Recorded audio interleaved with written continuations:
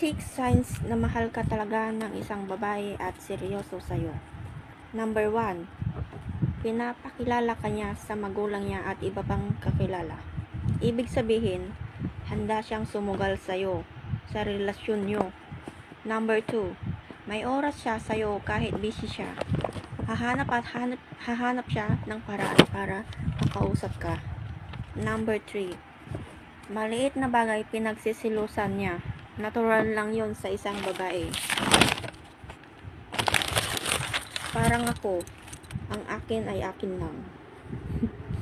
Number 4, lagi siyang on the go. Halimbawa, may gagawin siya sa araw na yon. Tapos, nagyaya ka. Mas sasamahan ka niya kung meron siyang mga lakad. Ika-cancel niya. Yun kasi mas importante ka at mahalaga sa kanya. Kasi doon siya masaya. Number 5, palagi kanyang pinapatawad. Papatawarin kanya kahit sobrang sakit na ng ginawa mo sa kanya. Kasi nga ayaw kanyang mawala. Hindi ko sinasabing lahat to Minsan nga nagmumukha kaming tanga kahit ginagago na kami. Pero pinapatawad pa rin namin. Minsan pa nga martir na masyado.